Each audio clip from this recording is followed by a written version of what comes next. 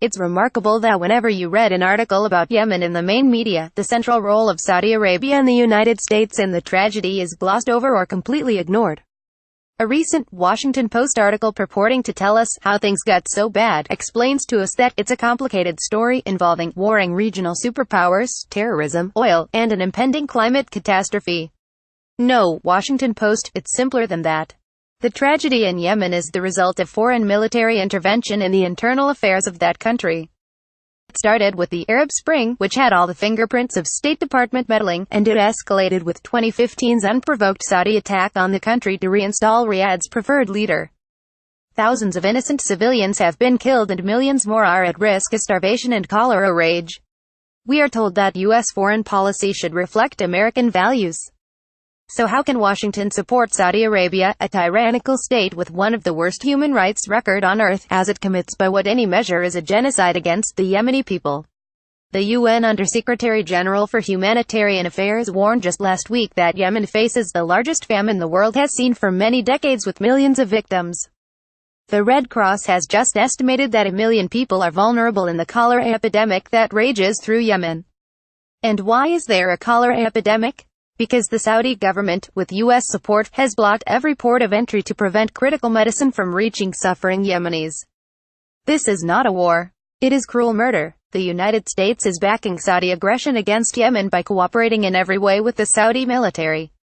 Targeting, intelligence, weapon sales, and more. The U.S. is a partner in Saudi Arabia's Yemen crimes. Does holding hands with Saudi Arabia as it slaughters Yemeni children really reflect American values? Is anyone even paying attention? The claim that we are fighting Al-Qaeda in Yemen and thus our involvement is covered under the post-911 authorization for the use of force is without merit. In fact, it has been reported numerous times in the main media that U.S. intervention on behalf of the Saudis in Yemen is actually a boost to Al-Qaeda in the country. Al-Qaeda is at war with the Houthis, who had taken control of much of the country because the Houthis practice a form of Shia Islam they claim is tied to Iran. We are fighting on the same side as Al-Qaeda in Yemen. Adding insult to injury, the U.S. Congress can't be bothered to even question how we got so involved in a war that has nothing to do with us. A few conscientious members of Congress got together recently to introduce a special motion under the 1973 War Powers Act that would have required a vote on our continued military involvement in the Yemen genocide. The leadership of both parties joined together to destroy this attempt to at least get a vote on U.S. aggression against Yemen. As it turns out, the only members to vote against this shamey-gutted resolution were the original members who introduced it. This is bipartisanship at its worst. U.S. involvement in Saudi Arabia's crimes against Yemen is a national disgrace. That the main media fails to accurately cover this genocide is shameful. Let us join our voices now to demand that our U.S. representatives end U.S. involvement in Yemen immediately. Ron Paul is a former U.S. congressman from Texas. This article originally appeared at the Ron Paul Institute for Peace and Prosperity and is reprinted here with permission.